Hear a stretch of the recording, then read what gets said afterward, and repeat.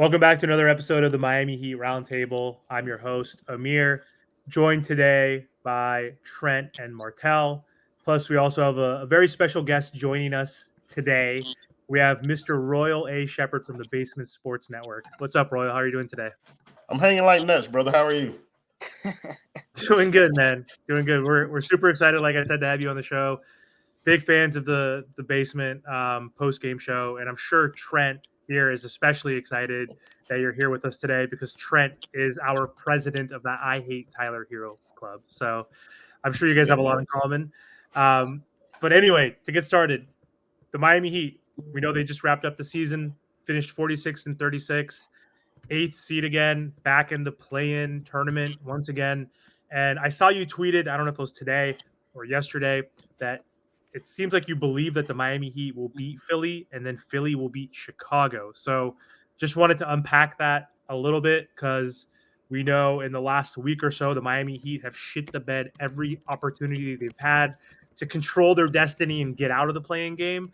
But we failed. So what makes you think we can pull off this victory? Or were you being sarcastic and I'm completely wrong about that opinion? No, so I've kind of like vacillated back and forth between like the idea of Miami winning and losing this game, and I settled on them winning primarily based on the fact that Joel Embiid isn't right. Like that knee has continued to get fucked up over and over again since he's got it like patched up and came back or whatever. So like it's primarily based on Joel Embiid's health. I believe Tyrese Maxey is going to fry our goddamn face off, but I don't think that that's going to be enough to. I don't think that's going to be enough to kind of keep Miami away from a victory on tomorrow night or Wednesday, whenever night it is. But yeah, like so it's not it has nothing to do with the way Miami's performed this year.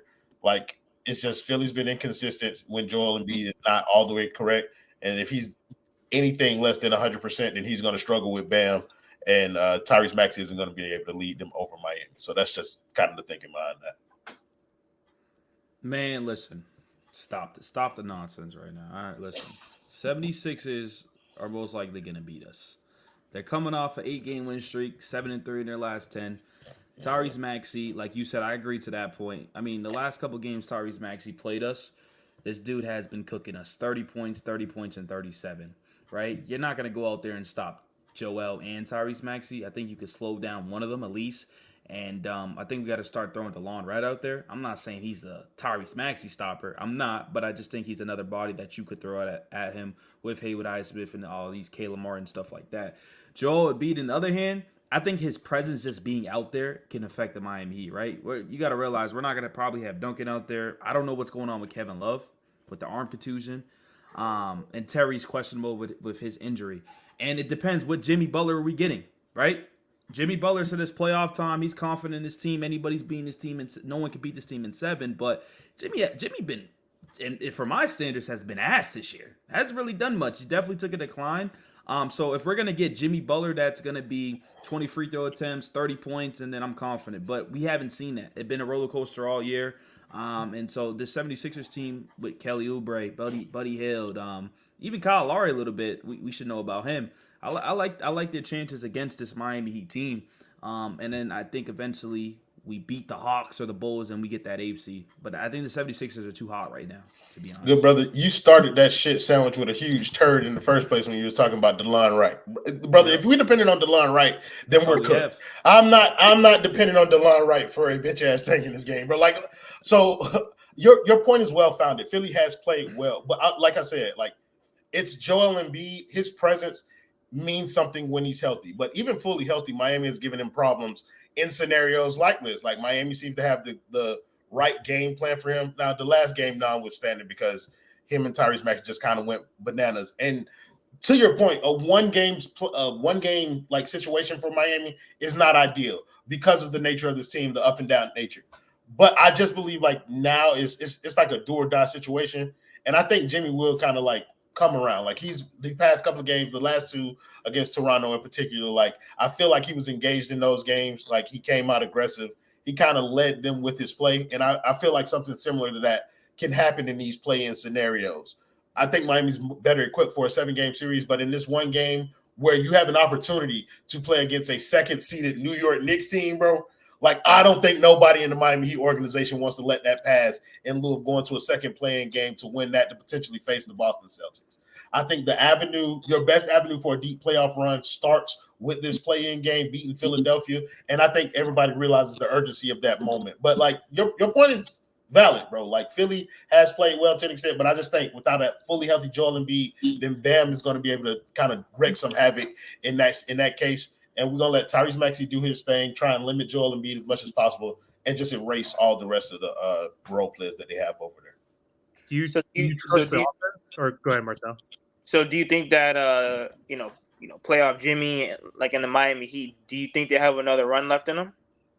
It's dependent on the matchups. So like I think this 7 seed thing, the path from the 7 seed is the way. Because in that first round, you get New York, which I think Miami is capable of beating. And then in that round after that, you get the winner of the Indiana-Milwaukee series. And kind of like the narrative surrounding Milwaukee and their struggles as of late.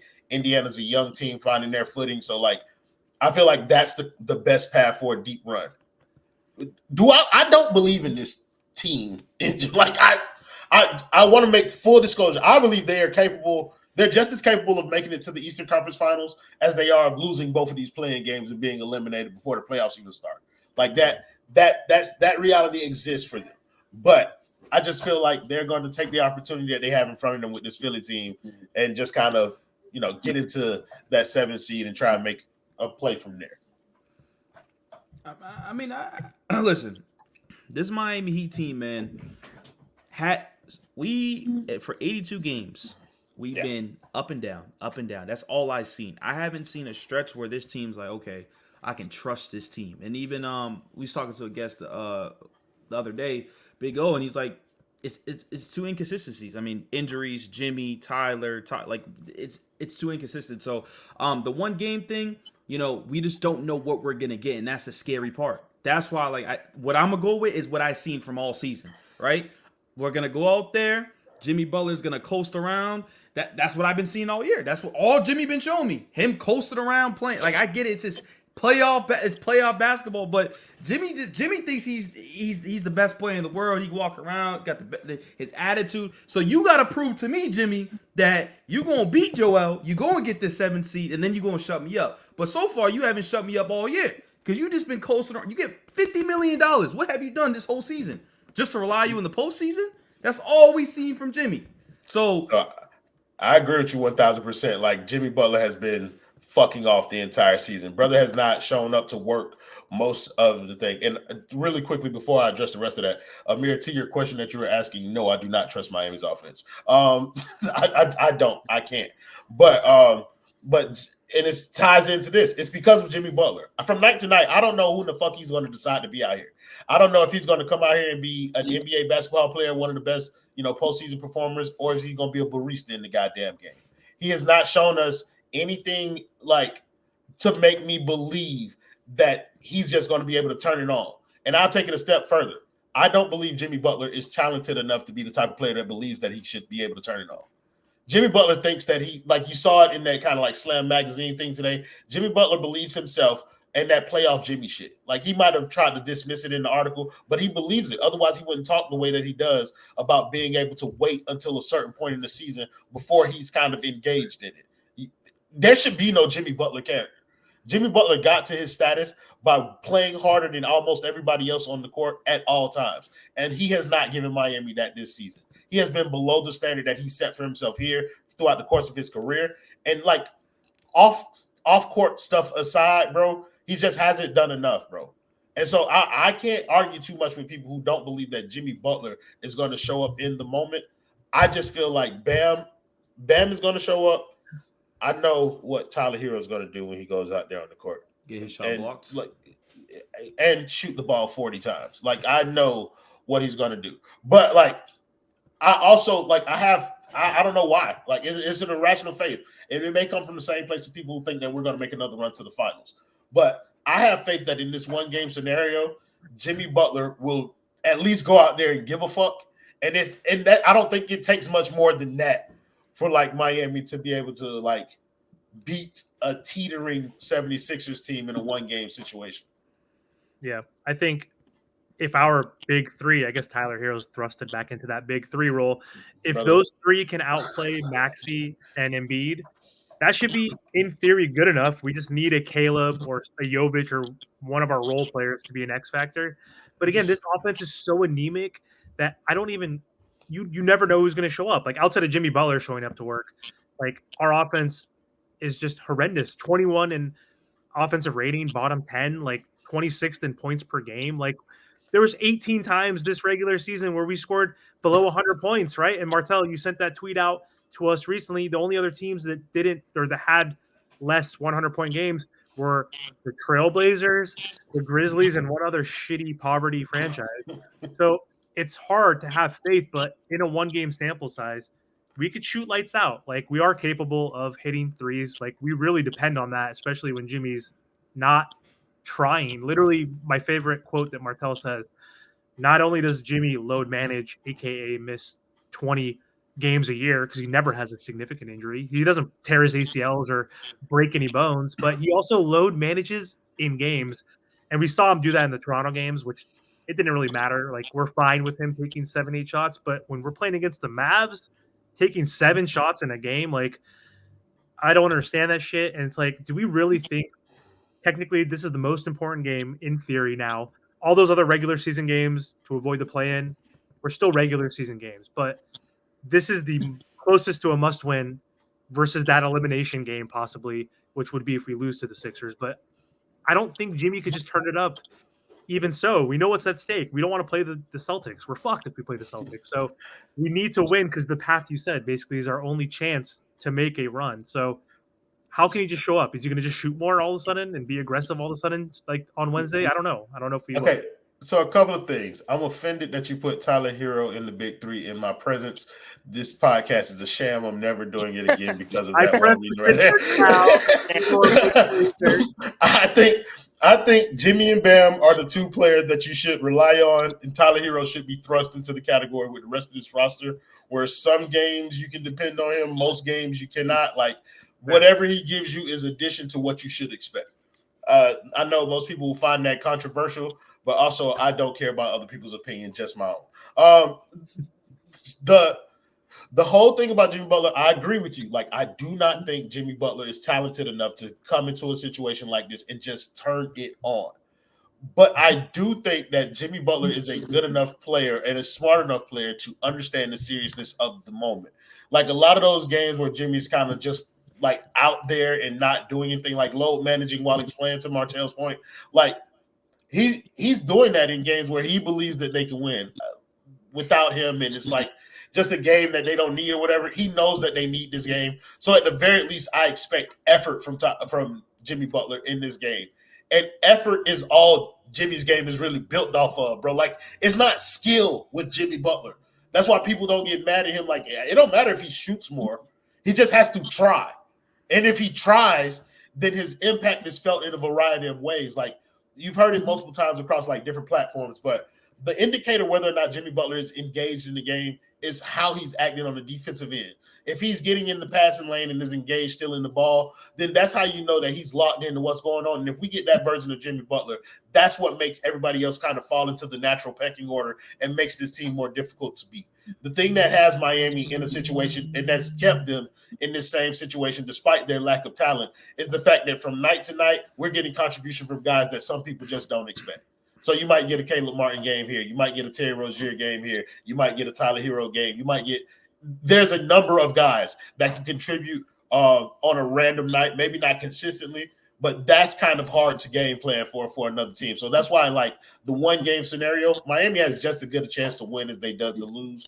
I just choose to lean towards the winning because, like, hope against hope, I guess. Like, so going into the future, what should the Miami Heat do with Tyler Herro? Trade him. Okay, wait. And then what should they do with Jimmy? Because you know how they're going to try and pay him. So what do we do with Jimmy Butler going into the future? Because if he's not playing now, you know what I mean? How is he going to play later? Okay, so I'm not one of that. What was it that he wants Jaylen Brown money? Which is good crazy. Brother. Good brother. It has been a pleasure. Don't let the good Lord. Don't let the door hit you. Or the good Lord split you, brother. Get the fuck out, Tyler Herro. So the situation with Tyler Herro is interesting.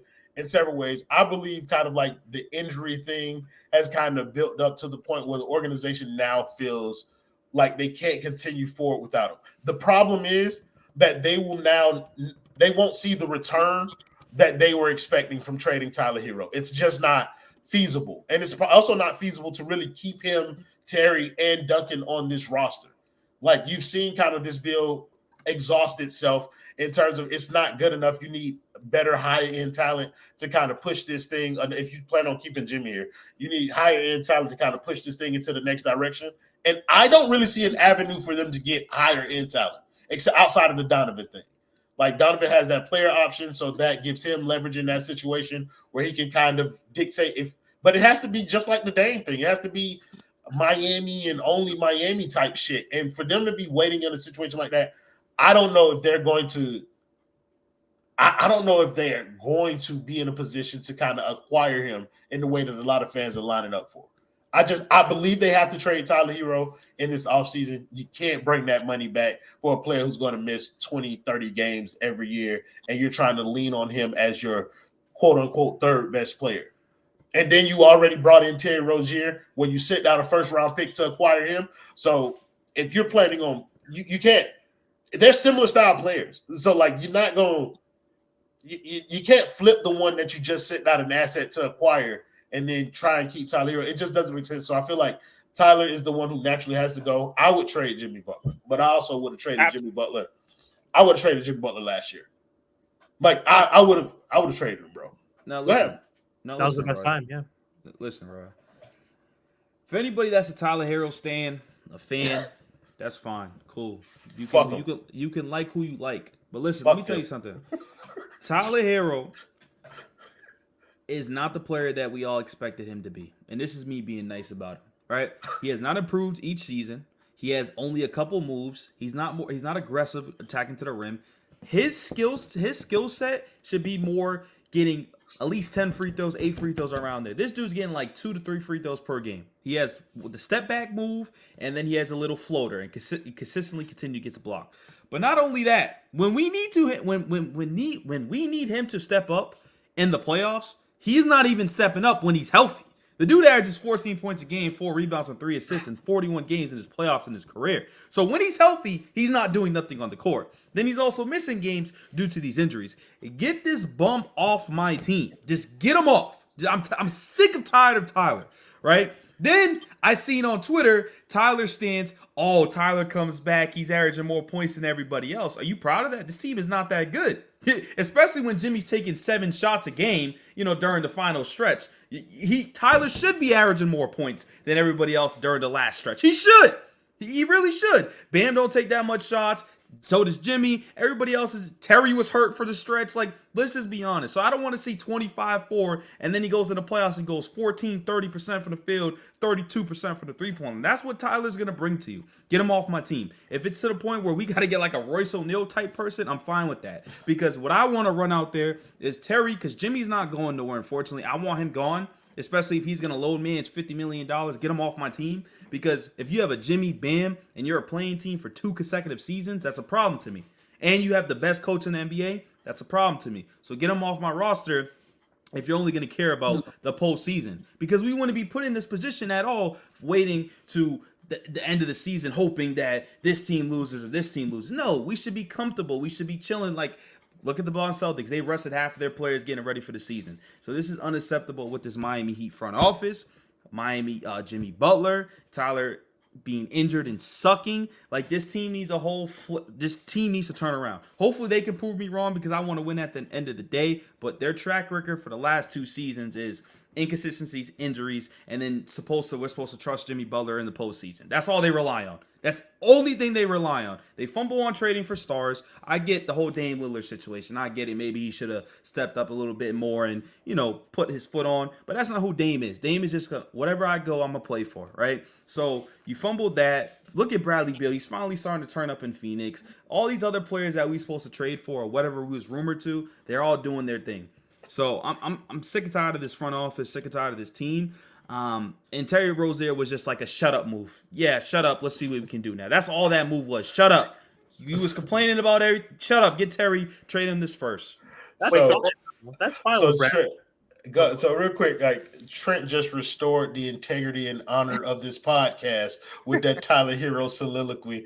And to your last point about Terry Rozier, bro, I'm not going to say what we actually call it on the basement, but we've been calling the Terry Rozier move like a here damn trade. Like it's more like y'all been bothering us about a trade. Here, damn, we traded for somebody. Like, you know what I'm saying? But it wasn't a move that actually propelled Miami anywhere closer to their goals of winning a championship. To your Tyler Herro point, I don't think he's physically equipped to be a player that gets to the line more. I've always said that if Tyler Herro, I would be cool with Tyler Herro on this team if he chose to play more like Duncan Robinson, like lean into the off-ball movement, lean more so into your shooting, catch and shoots and stuff like that. Like if he leaned into that, it feels like he'd be easier to integrate. He could be a better version of what Duncan was for this team. It's just like there's a disconnect there between his personal goals as a player and kind of what this team needs. And that's always been my problem. It's not Tyler Herro, the actual player. I think Tyler Herro could be a very good player in this league.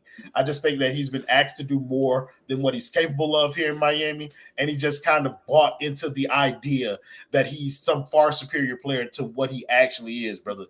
Brother, you are a bench player in this NBA, a 6 man of the year. You can be the best bench player in the league every year. If you accepted that in your heart, like if he chose to be that 6 man role, I don't think anybody on any platform would have a problem with Tyler Herro as a player. But it's the routine, like I'm a starter type shit, and we was on all NBA trajectory, and I'm in the same conversation as Luka, John, Trey type shit. Like that's the ignorant shit that you be like, all right, blood, you're not a real person, bro. Like you don't even know what the fuck you're supposed to be saying out here because you can't identify what type of player you are and what you need to be talking about. Lou Williams. That's exactly what you need to say. Be the white Jordan Clarkson. You need to be talking about that type shit. Like, but you're not, bro. So like for that reason, that's why I can never get on the same page with kind of like the Tyler narratives. It's because a lot of the Heat fan base kind of project him to be a player. Even the Heat themselves, they told him to think bigger than Devin Booker. Devin Booker. Bro. Like I don't know, bro. There's a bit of delusion surrounding Tyler's ceiling, and like I'm just not gonna be a part of it. I know what he is. I've seen it. He's a high level role player. Keep him to being that, and then people like if you kept him within those expectations, then I think he'd be fine. But he's not. So give him the fuck away from my team. We're only gonna trade him for a top 75 player. That shit made me throw up in my mouth, Amir. Like I did not like that. Kidding me? We'll be lucky for a top 180 player, whatever it is this year. So you're gonna get a role player like Royce O'Neal. I know. I heard you say Royce O'Neal. I don't think you can trade. I don't think you can trade Tyler for Royce O'Neal. You might be right. That might be too high for them. That might be too high. So, bro, like before, I think Tyler Herro's value was at its peak the year after he won that 6 man of the year title.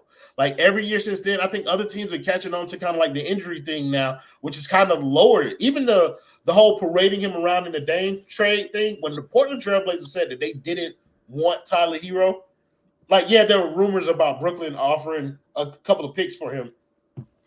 But I feel like if you get 2 first-round picks as an offer for Tyler Herro, then you're obligated to take that at any point. So I don't know how much truth there is in that. And so that makes me question his value around the league in totality. Like, how much do other teams really value Tyler Herro? I think we find out the answer to that this summer, though. Like, whatever we get for Tyler Herro this summer, that's his actual value. Like, and it's going to be like some bullshit. It'll be serviceable players for Miami, but it's not going to be the top-end talent that people are hoping for. Martel, you had a question? Yeah. Like one last thing because I gotta go. But listen, Royal, thank you so much for coming on. But they're gonna carry, once I clear. Why do you think that they're dragging out this whole undrafted thing, and why do they want this run and every year to be so hard when they know the recipe?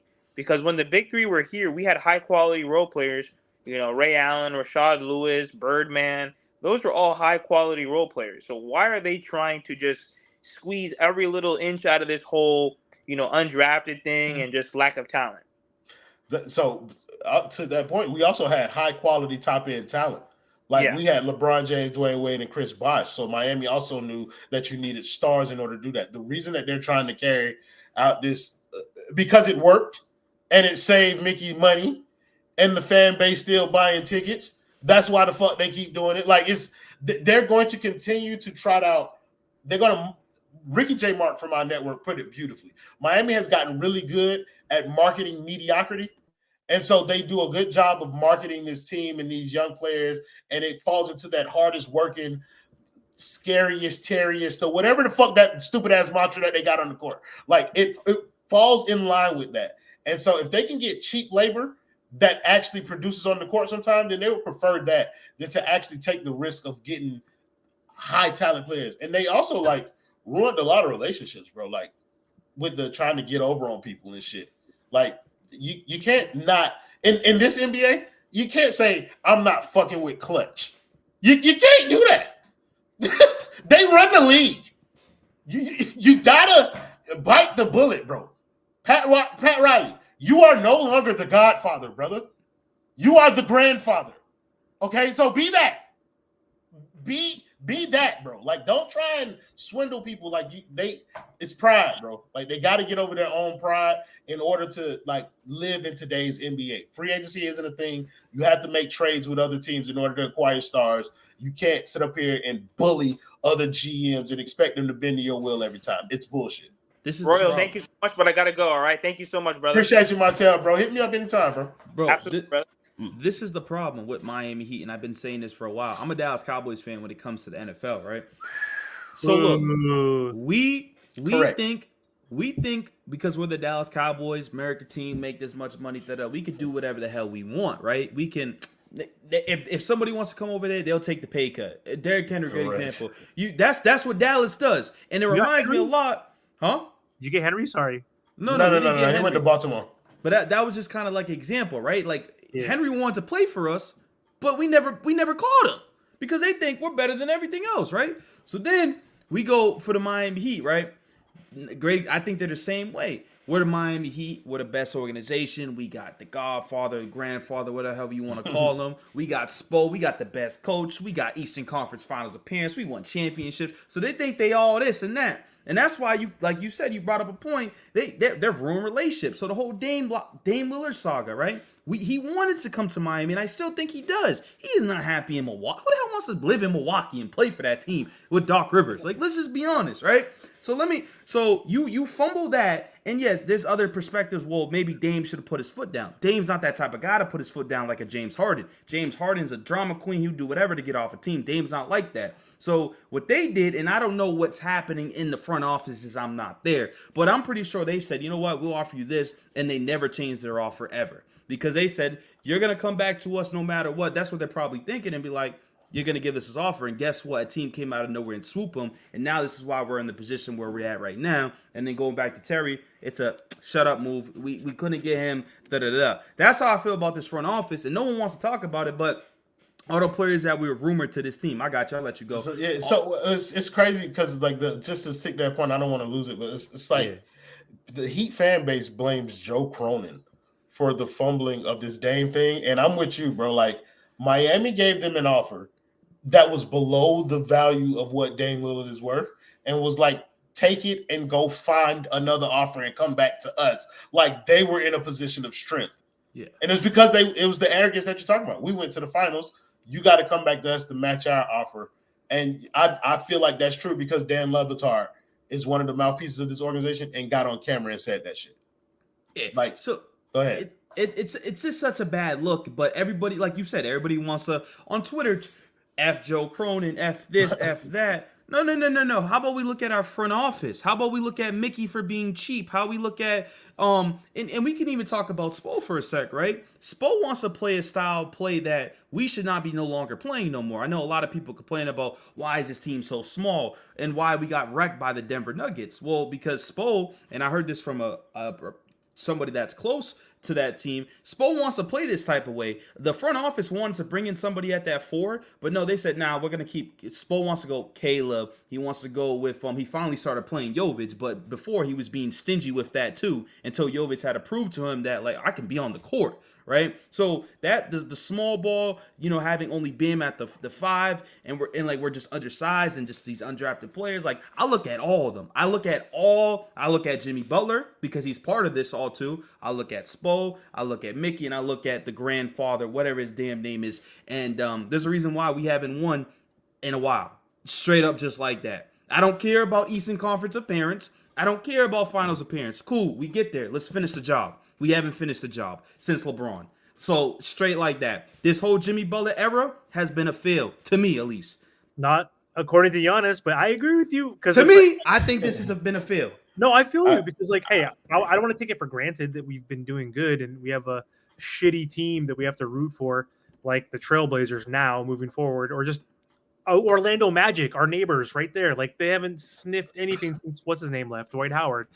So, like, I don't take it for granted, but what do you play for? Like, if you're a contender and you just get there and you lose, no one remembers who the hell Michael Jordan beat. Like in the first repeat. Like, I was super young. I remember, of course, the Jazz series, all that stuff, and then playing the Pacers and all that crap. But no one remembers the loser. You remember the winner, right? So it's not good enough just to get there. My point.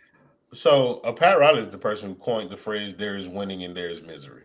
Like, and I think some Heat fans have begun to like associate just being in the conversation with winning. And it's like, no, winning is winning. Everything else is fucking losing. Like, that's, and it's like you get looked at as a bad fan when you hold them to that standard, where it's like, I didn't set the standard. The Miami Heat are the people who told me that they will be competing for championships every year. And a lot of people take the results as them legitimately competing. I was like, no, Miami has done nothing to put themselves in a position to actually win a championship. They have kind of like backed their way into like these Eastern Conference finals and finals appearances, but they have, you saw every time we get there, like, we don't have a fucking chance, bro. Like, it's like because the team isn't built to contend for a championship. To your point though, Trent, bro, I 100% blame Spo. Every time I say the front office, I put Spo in the lumpings with them because I agree. Spo wants to coach these shitbag ass players because it also enhances his brand.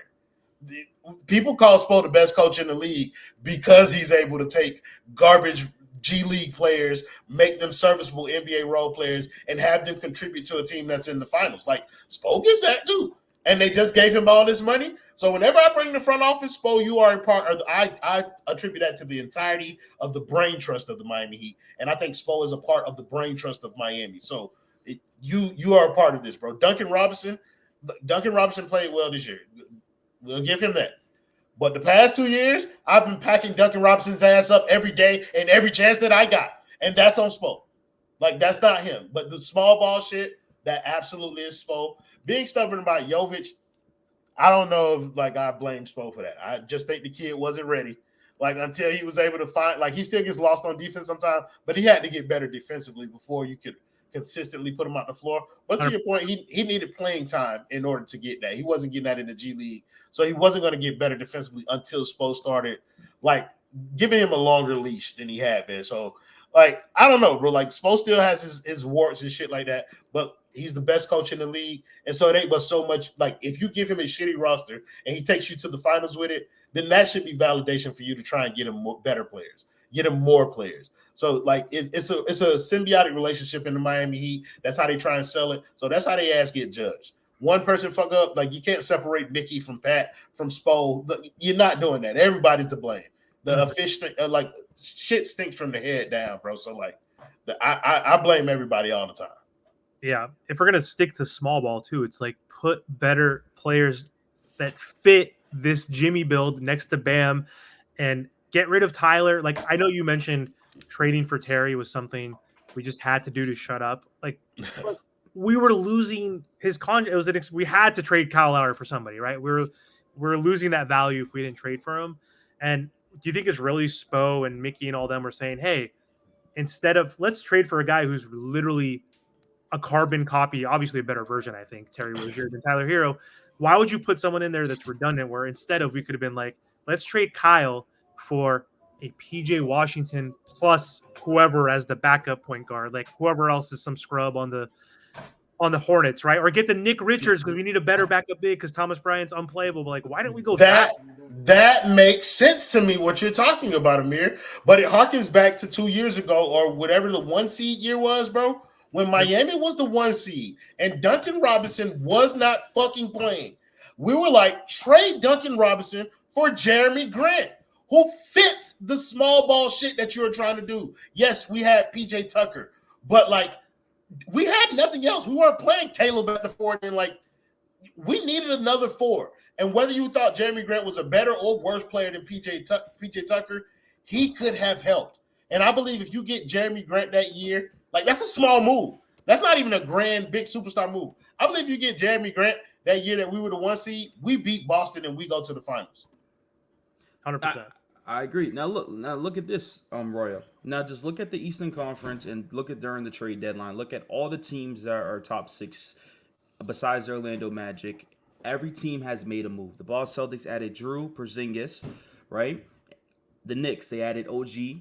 They added a bunch of role players that fit their team. The Bucks, they added Dame. Cavaliers, they added role players that fit their team. Max Strus, George's name, whatever. They're top 4. The Magic, they just had growth and development. But even the Pacers, you trade for Pascal. Every team that's in the playoffs had traded for a player to improve their team. I love what you said earlier. You said there's no such thing as free agency. You know why? Because people are already on a 5-year deal and they're just going to accept their player option or accept their deal. There's no such thing. We're not going to go back into free agency where LeBron, KD, Carmelo back in the day where they're all available. No. That's not happening. So free agency, your best pickup is going to be a Dante DiVincenzo, whatever his damn name is. DiVincenzo to the Knicks. That's going to be one of those best pickups because those are the role players that are going to be swirling around.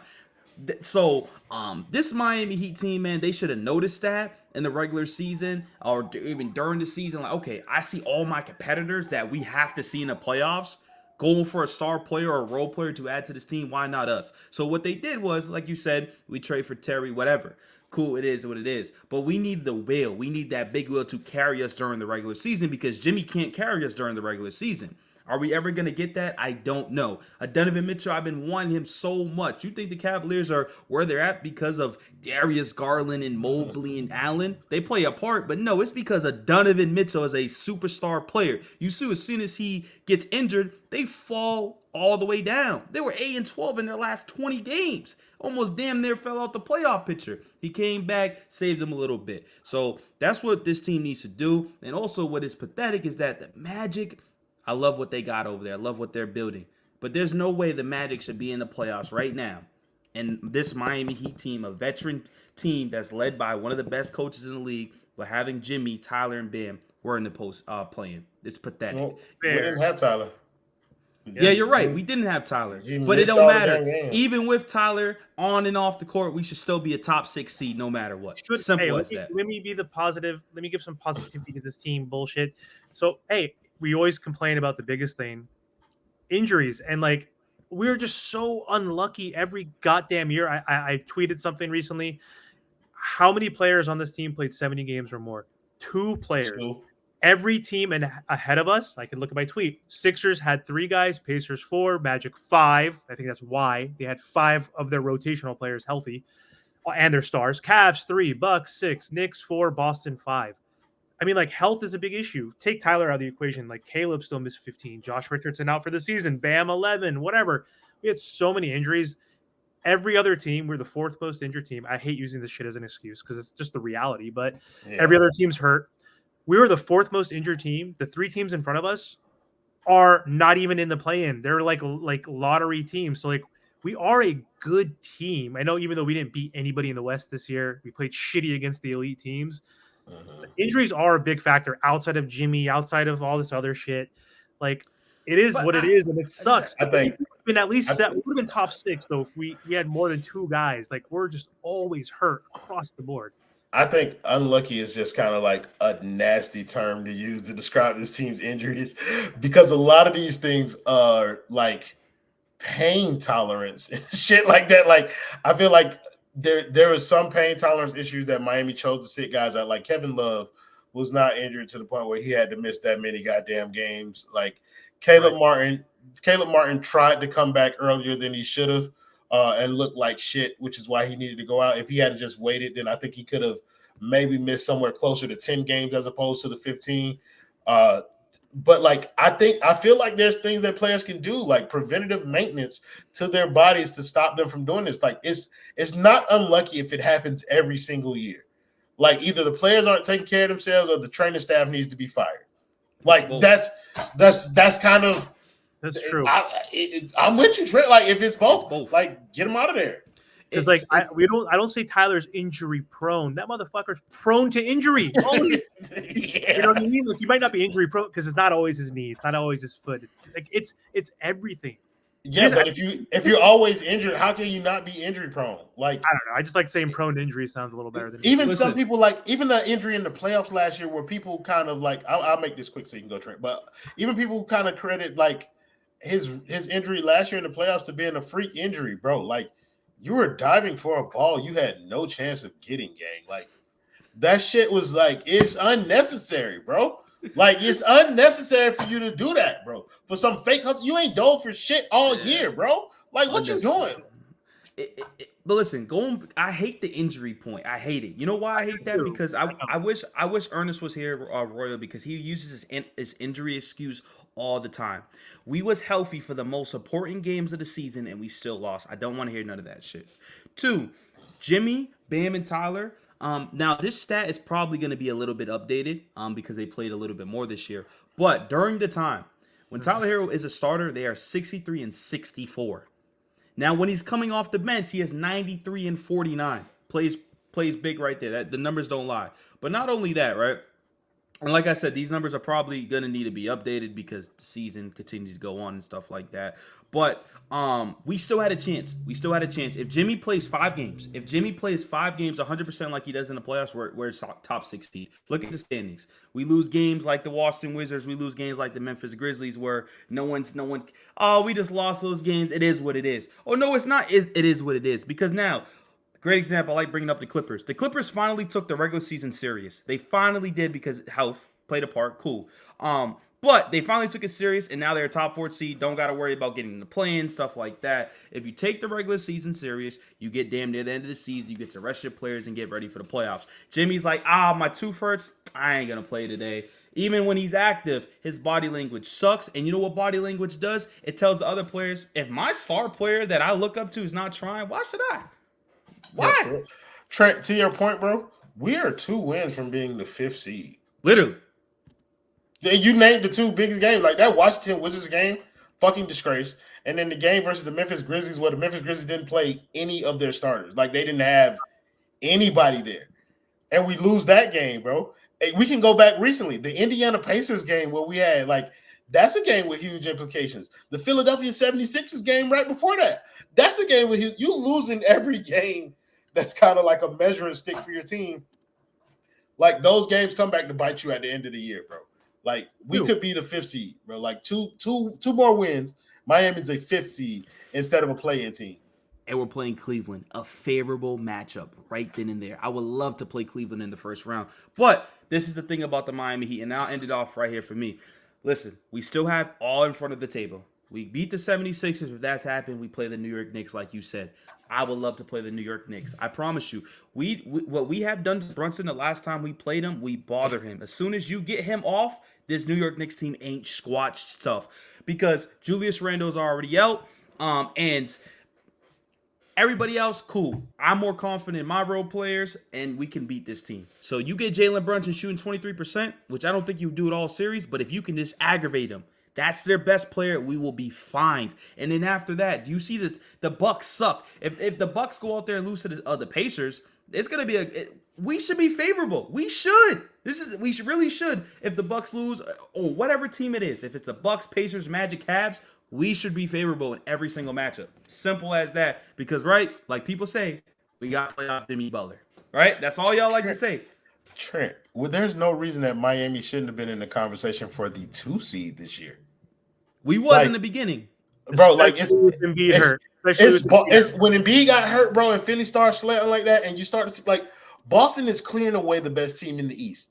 Everything after that from 2 to 10 really is just kind of like it was a flippable coin, bro, as to who could be, like, down to the last game of the season, bro. We didn't know who the 5th through 8th seed, like, we didn't know who the 5th through 8th seeds of the playoffs were. That's unreal. We didn't know who the 2nd through 8th seeds were through the last game of the season, bro. Yeah. Miami had their opportunities and they squandered them, bro, to that point. Yep. It's because of Jimmy. I blame it on Jimmy. That's all I got to say. You've been saying this too, Trent. Also, outside of the injury shit, our offense, we all know, is anemic. Me first, horrible. what was the stat we used to say when with Tyler, Jimmy, and Bam? 31 and what? 37, I guess. That was earlier in the year. Yeah, Like they were negative. They were negative as a big three together. This is why I'm done with the big three. It's season 5, year 5, whatever you want to call it. They haven't done squat nothing. So I think this is actually this is the last thing I'm gonna say. See, I like talking. I want some. Anyways, what I think we need to do, and then man, you can finish off with Roy or whatever. Trey Tyler, you go out there with a big three of Terry, Jimmy, and Bam. I know we want Jimmy gone. I don't think that's gonna happen. I think you run with that big three. You let progress Jovic, another big year. Jaime with another big year. And those are the 7 players. Actually, I'm keeping Duncan and Love, and I'm going with that team. And you need to add valuable role players. You let Caleb Martin walk. I think he's going to ask a little bit too much money. I don't think you can afford him. And you got Haywood Highsmith over there. I think this is what the team is going to be next year. And if somehow we get a big wheel off the Tyler or some draft picks, whatever the case may be, but that's what the team I'm rolling with next year. Simple as that.